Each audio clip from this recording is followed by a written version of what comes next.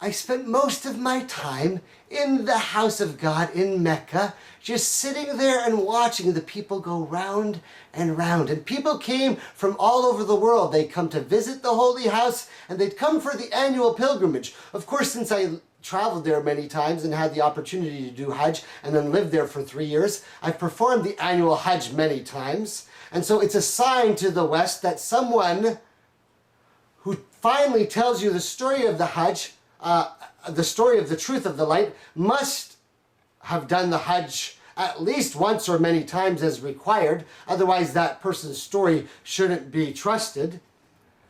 But as continuing proof, I've lived in that city many times and watched the people come to the city and met so many people from all over the world. And I kept looking at the people and not understanding what is really going on in the world.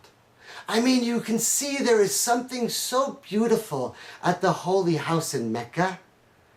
And when I continue to get to the end of the story, you will know why you long to go there and why there is absolutely no reason why you shouldn't and you can't. But to see the holy house of God and watch the worshipers and believers in the light go round and round the house wearing only the white cloth, it's such a beautiful, amazing thing that it changes the light in your soul. But still I didn't understand. And I met so many people and I tried to understand what was really going on in the world.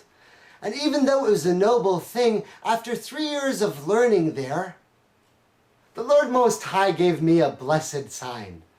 My wife bore a son and we had a baby born in the holy city of Mecca. And so a yearning started to occur for me that after the completion of this 3rd year, I would go home and be with my family. Because once you have children, then you start to feel that connection to the family. And I wanted to come home and be with my parents. But I didn't know why exactly yet. But I knew that I wanted to be around my parents, and I knew that I had traveled to a lot of places, and that my dad had told me a lot of strange things, and some of them made sense, and some of them didn't make sense. But he had tried to tell me a lot of the stories, and I wanted my children to grow up around their grandparents. As all sons of Adam, it is our nature for us to try and be connected to our family. And any bearer of the truth of the light is going to share with you this story of how you must know that you should be, of all the sons of Adam, at least the most obvious sign that you should be connected to your own blood, that which you are descendants from. And it's an important concept to know in the way the story is told.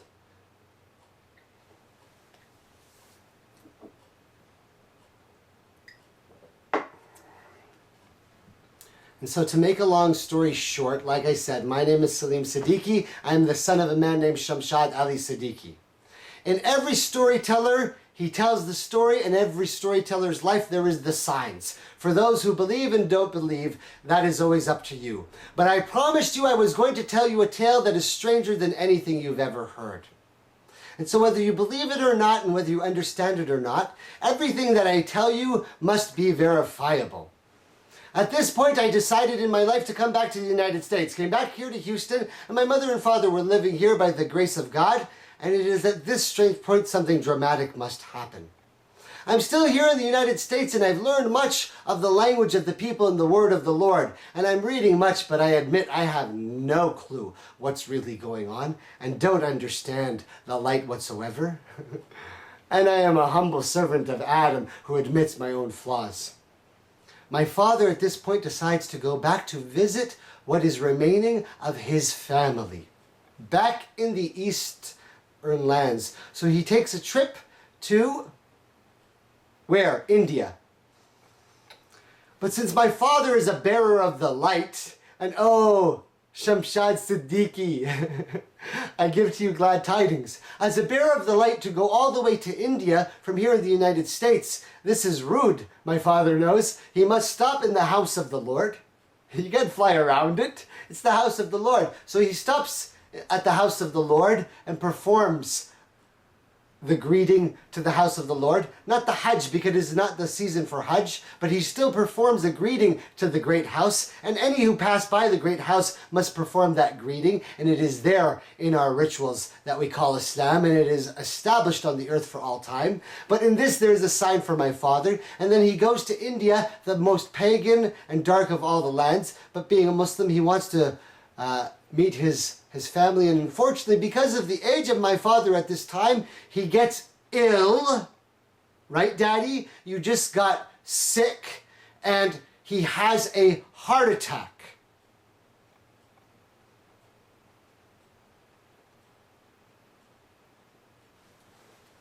And so obviously, me and my mother find out within the next few moments, and the knowledge comes to us, and we start figuring out what are we going to do, and we start making arrangements for myself and my mother to fly to India. And we go to India, and we get my father. After a few weeks of him a little bit recovering of his heart, we bring him back here to the United States.